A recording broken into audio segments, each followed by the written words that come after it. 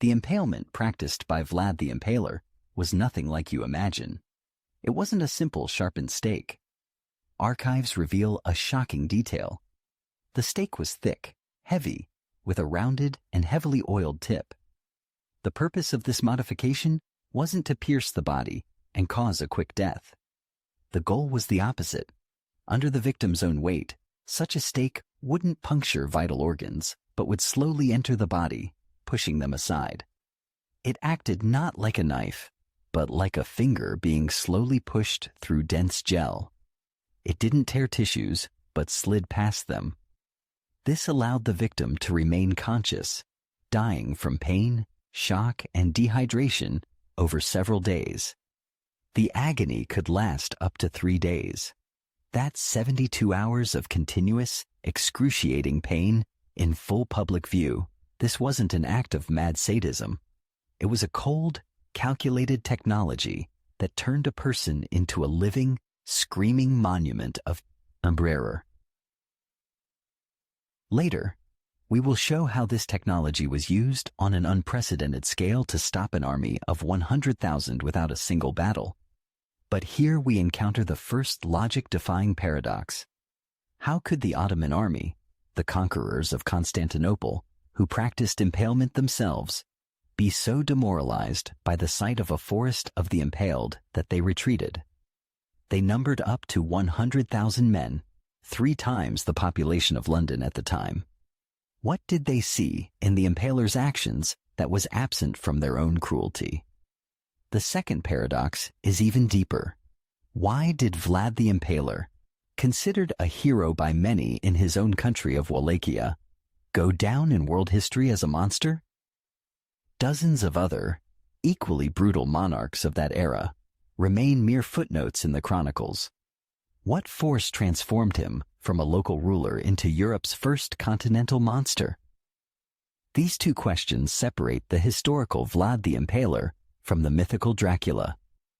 The answer to them will change your perception of him. This video is not just a biography, it's an analytical breakdown, a deconstruction of Vlad Dracula's methods. By the end, you won't just have a collection of facts, but a system, an arsenal of his 6 key tools. We will dissect the stake as a political scalpel, analyze his surgical cruelty beyond impalement, uncover the mechanism of the information war that created him, and attempt to construct his psychological profile. We won't give you a ready-made answer, but 6 key tools for your own investigation. You will see not only what he did, but why it worked. You will be able to form your own answer to the main question. Who was Vlad the Impaler really? A hero, a psychopath, or a genius of psychological warfare? To answer these questions, we must dissect the Impaler's main tool, the stake, not as an instrument of torture, but as a scalpel, a surgical instrument of power. The Ottomans, conquerors of Constantinople, practiced impalement themselves. So why did the sight of stakes in Wallachia break their morale? At first glance, the Impaler was doing the same as others, executing enemies and criminals. A brutal but understandable norm for the 15th century. But everything changes when we look not at what he did, but to whom and how. After refusing to pay tribute, he executed the Ottoman envoys. This was not merely an act of defiance. It was a public manifesto thrown in the face of Sultan Mehmed II. He turned an execution into a message that was impossible to ignore. The Impaler was the first to use the stake not for killing, but for communication. The technology of the rounded, oiled stake was designed to maximize the duration of this bloody broadcast. But this weapon, honed for external enemies, was first tested on internal ones. The most dangerous enemy for a ruler of a small country is not the empire on its border, but its own elite. Why did Vlad begin his reign by attacking not the Turks, but his own aristocrats, the boyars? It seems illogical. The political culture of Wallachia was one of conspiracy. It was the boyars who had betrayed and brutally murdered his father, and who had blinded his older brother Mircea and buried him alive. His actions might have seemed like revenge, but it was more than just revenge. On Easter of 1459, he summoned about 500 boyar families to a feast. He had the elders executed on the spot. The younger ones were sent into servitude to build his fortress. In a single day, he physically eliminated the old aristocracy. It was a surgical operation to remove a political tumor. He combined a personal vendetta with a coup d'état. By doing so, he secured his rear and could finally turn to face the main threat from the south. Having cleared his home front, he began to build a new country founded on a completely different principle. How do you eradicate corruption and theft in a country where it has become the norm? Vlad found a solution that literally nailed crime in place. Legends tell of a golden cup at a fountain in his capital, Targovište. It weighed 1.5 kilograms, yet for years, no one dared to steal it. This creates the image of a harsh but just ruler. But behind the legends lies a system of total state terror. The punishment was completely disproportionate to the crime. For stealing a chicken or telling a lie, one could end up on a stake next to a Turkish spy. The rule of law was maintained not by respect for authority, but by primal terror. The Impaler created a unique system of equality and terror, where social status meant nothing in the face of punishment. It was the only language understood by boyars, merchants, and peasants alike. But this iron order built on blood came at a price. Was Vlad the Impaler a unique monster? Or was he simply a product of his brutal times? Torture and mass executions were the norm. Louis XI in France, the Inquisition in Spain. At first glance, the Impaler was just following the trend, but the difference lay in the function of his cruelty. For other monarchs, terror was one of many tools of power. For the Impaler, cruelty wasn't just a tool. It was the essence of his rule. It was his main state project and the only language he spoke with everyone. His system of power worked like a sieve.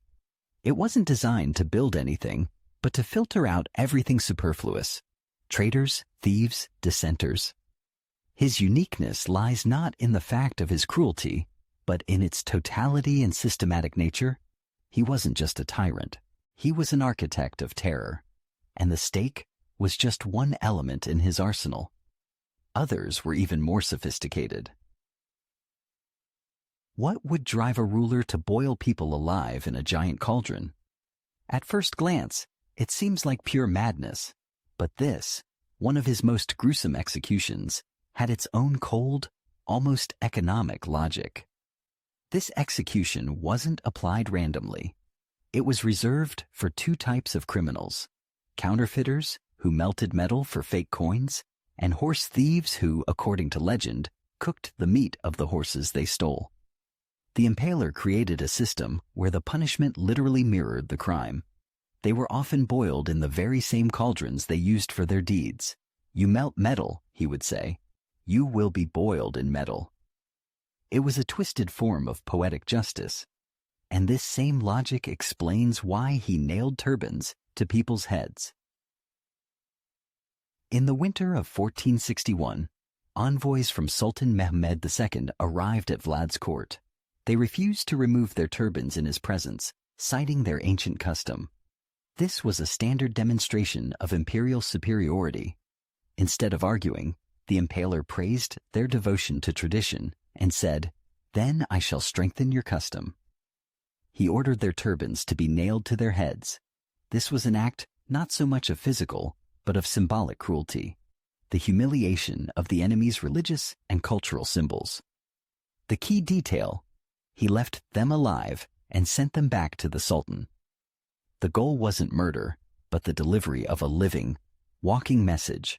This act of black humor made a full-scale Ottoman invasion inevitable.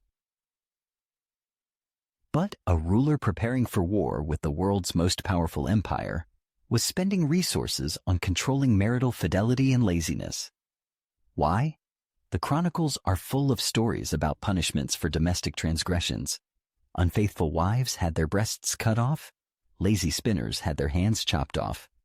This looks like a manifestation of maniacal control. But systematically, it was a program to create an ideal society. Militarized, ascetic, and completely submissive. He was building not a country, but a military camp where total discipline was required. He believed that debauchery and laziness weakened the nation in the face of the enemy. His social policy worked like the tempering of steel. Society was subjected to extreme pressure to become hard and monolithic. But, like steel, it could also crack. We've examined 3 different methods: the stake, boiling in a cauldron, and nailing turbans. Which one was the most psychologically effective? Think for a second. In reality, there was no single most effective method. Their power lay in their precise application. Vlad was a genius of targeted terror. He intuitively understood that demoralizing an army required the mass horror of impalement. Humiliating the Sultan required a personal, symbolic insult. And controlling his own people required a mirrored punishment that everyone could understand. Every act had a target, an audience, and a message. This was the marketing of terror. But this entire system of physical control proved powerless against a new weapon, one that struck not at bodies, but at his reputation. While he was building his empire of fear, his enemies were building his image as a monster, and their weapon proved to be more durable. How did a local trade dispute between the Wallachian prince and a group of merchants give birth to the monster we know today? The answer lies not in Wallachia, but in German printing presses. Vlad the Impaler revoked the trade privileges of the Transylvanian Saxon merchants to support his own. In response to their protests, he carried out mass executions. But their revenge was more technologically advanced. Instead of an army, they used the most advanced weapon of the era, Gutenberg's printing presses. Between 1488 and 1521, no fewer than 13 editions of pamphlets were published. By 15th century standards, this was an absolute bestseller. History's first targeted information campaign. The pamphlets were always accompanied by gruesome woodcuts, depicting the impaler feasting amidst a forest of the impaled. This visual image went viral and proved more powerful than any text. You are about to see how real facts were mixed with outright lies. What is more terrifying, 20,000 real corpses on stakes, or a fabricated story that their ruler drinks blood? The pamphlets proved that a well-told lie is more frightening than the truth. They took real facts: the execution of merchants, the war against the boyars, the forest of the impaled. This built a foundation of credibility. But to these facts, they added fantastical details designed to appeal to the superstitious mind. That he supposedly dipped bread in his victim's blood, boiled and ate infants, and conversed with the dead. This transformed him from a cruel tyrant into an antichrist. It was from these pamphlets, not from Romanian folklore, that Bram Stoker would take the name Dracula 400 years later. A 15th century information weapon shaped 20th century pop culture. But why did all of Europe believe it so easily? Because the information war was asymmetrical. The Impaler had only handwritten letters and messengers. His enemies had thousands of printed pamphlets. But it wasn't just about technology. It was also about psychology. The pamphlets were printed in Germany, in the heart of the Holy Roman Empire, the economic center of Europe. Wallachia, on the other hand, was a distant, wild frontier. The civilized world is always more willing to believe its own than outsiders. The information war was like a flooding river. The pamphlets became a powerful torrent that inundated Europe, while the Impaler's letters were mere streams lost within it.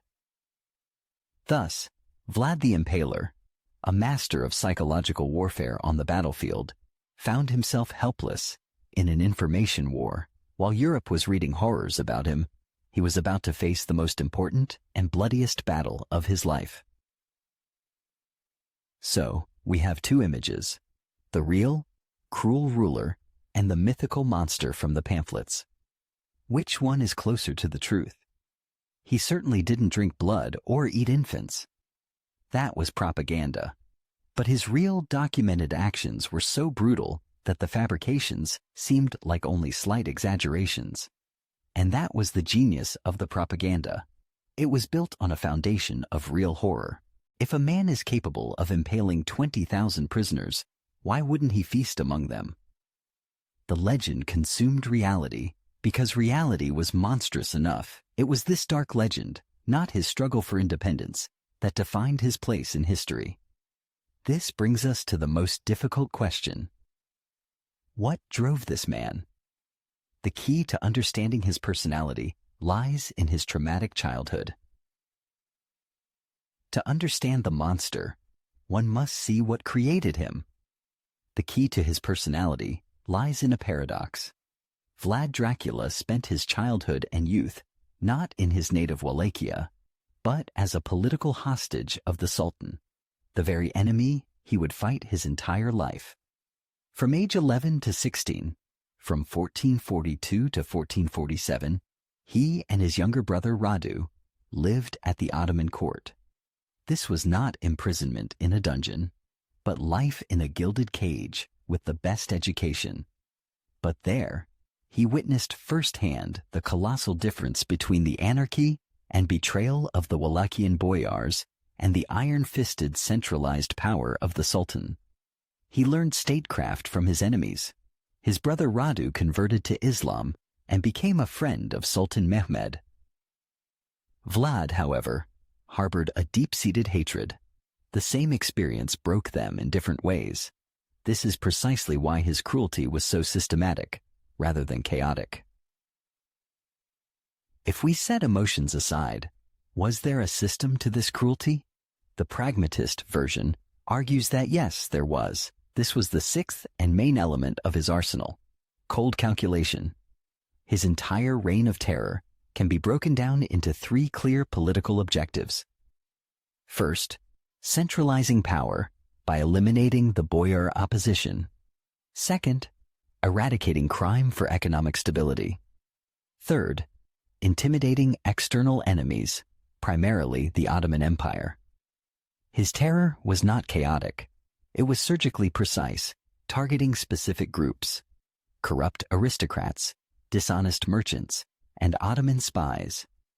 In a letter to the Hungarian king, Matthias Corvinus, he coolly, like an accountant, reported the killing of 23,884 Turks and Bulgarians, listing them by head count. This is not the language of a maniac. It is the language of a wartime statistician. But then, how do we explain the facts that don't fit into this cold logic? Some of his actions are so excessive that they suggest he derived pleasure from them. These are the arguments for the psychopath version. Nailing turbans to the heads of envoys isn't politics. It's vicious black humor. The stories of feasts amidst the forest of the Impaled suggest a reveling in absolute power over life and death. Yes, the Easter execution of the boyars was a political move, but its details, carrying it out on a major Christian holiday, the public display, the humiliation, all go beyond simple elimination of enemies. There is an element of personal, sadistic pleasure in this revenge. His cruelty worked like fire. It could be a pragmatic tool, but at times it turned into an uncontrollable blaze. So, we are faced with two masks: the cold strategist and the mad sadist. Which one is real? Perhaps the question is wrong. Perhaps both were real. The era demanded qualities in a ruler that we would today unequivocally classify as psychopathic. A soft person simply would not have survived in that environment. This explains why he was considered a hero in Wallachia, but a monster beyond its borders. In Romanian folklore, he often appears as a harsh but just ruler. His psychopathic cruelty was directed outward, at the Ottomans, and inward, at the boyars and corrupt officials despised by the people. For the common person, he was a terrifying but our terror, one that protected them from the terror of outsiders. Now we will see how all his methods, his entire psychology, his pragmatism and sadism converge at a single point, in the creation of the most gruesome work of military art in human history, the Forest of the Impaled. In 1462, Vlad the Impaler, with an army 10 times smaller, does the unthinkable. He doesn't just defend, he provokes an invasion by the 100,000-strong army of Mehmed II, the conqueror of Constantinople. What possessed the ruler of a tiny country to take such a suicidal step? It wasn't a miscalculation, but the first move in a game where the stakes were his country's survival. His tactics seemed standard, but were taken to the extreme. Night raids, poisoned wells, scorched earth. This exhausted the giant army, slowed it down, and sowed uncertainty. But all of this was merely a prelude. Guerrilla warfare inflicted damage, but it couldn't stop the Ottomans. A military victory in open battle was impossible. The Impaler understood. He would lose a physical fight. Therefore, his main target was not the army, but the mind of one man, the Sultan. He needed a weapon not against bodies, but against will.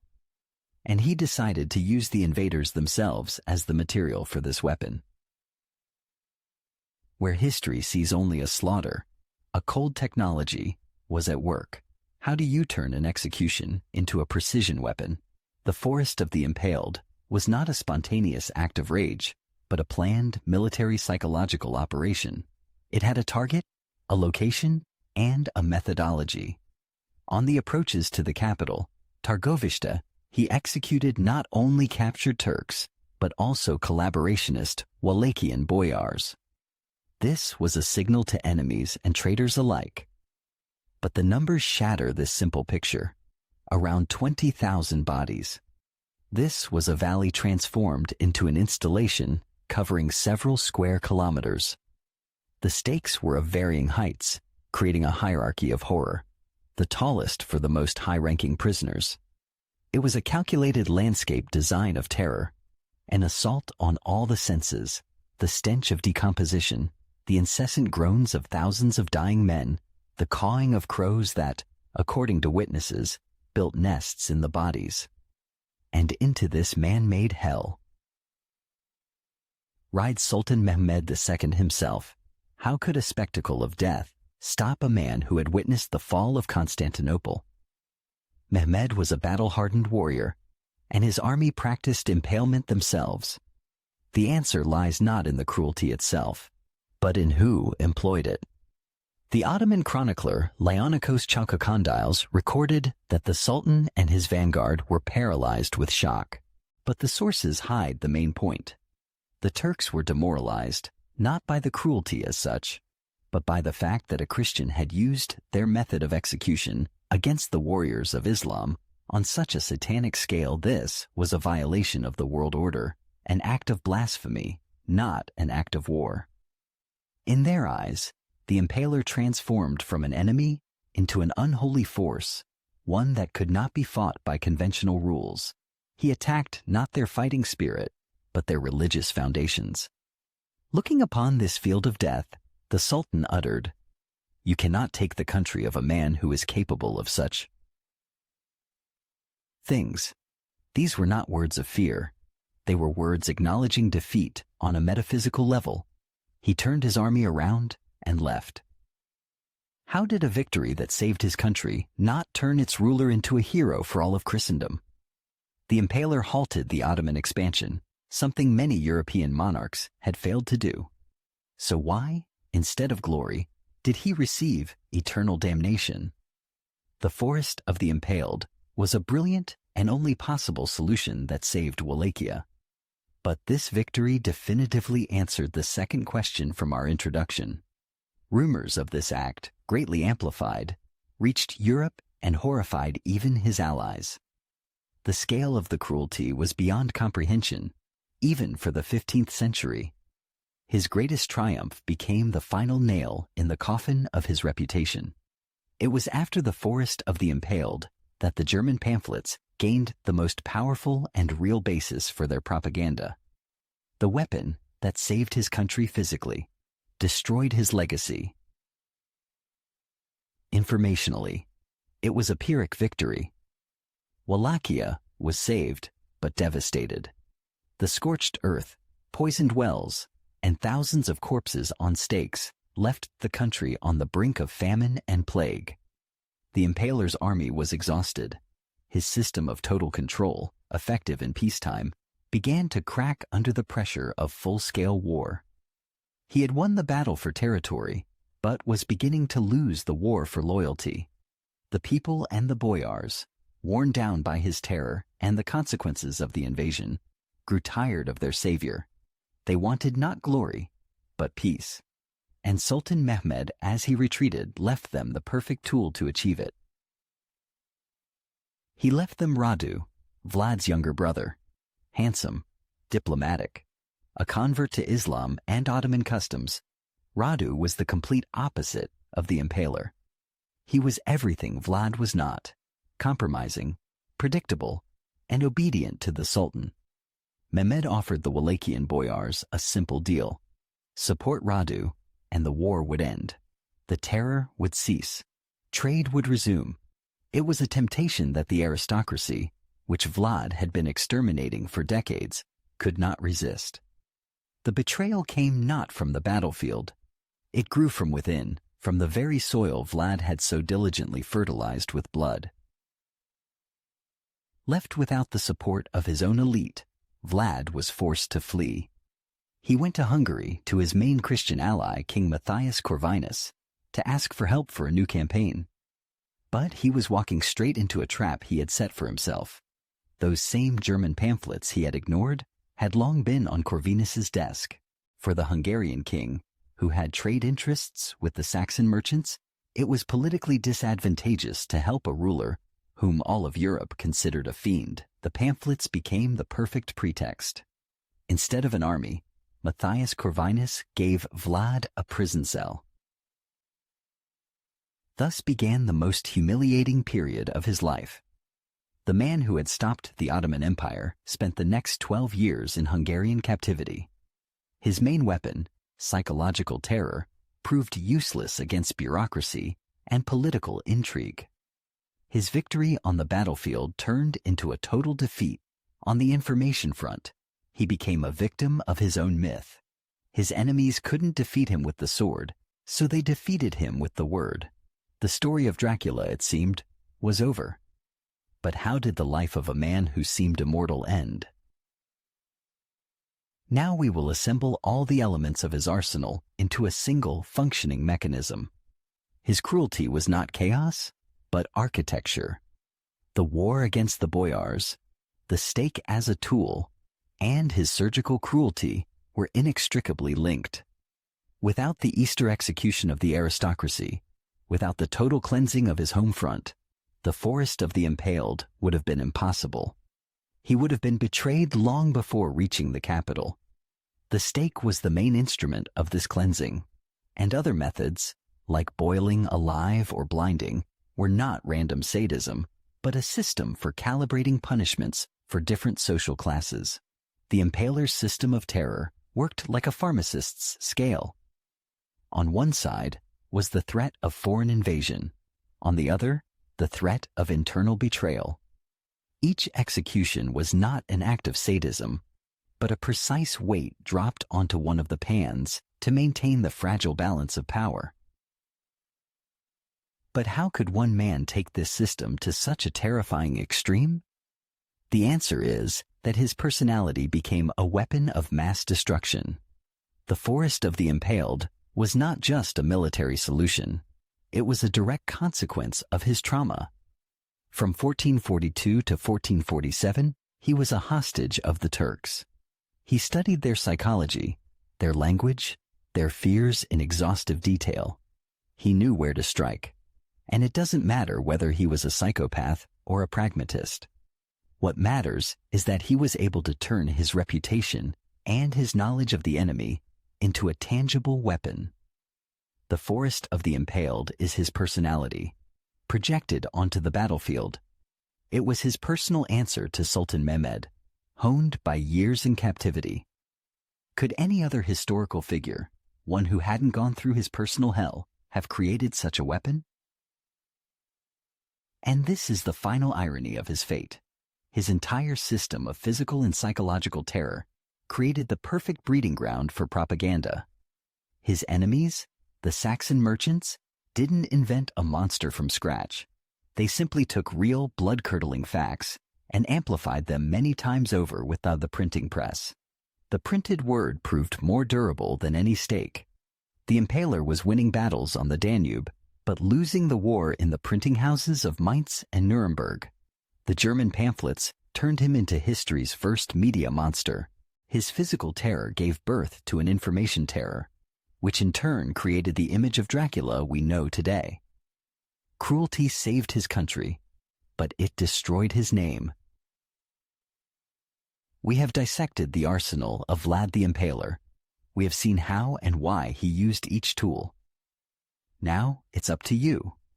On one hand, we have a pragmatic ruler who saved his country and his faith by the only means available to him. He was a product of a brutal age and used its own weapons against it.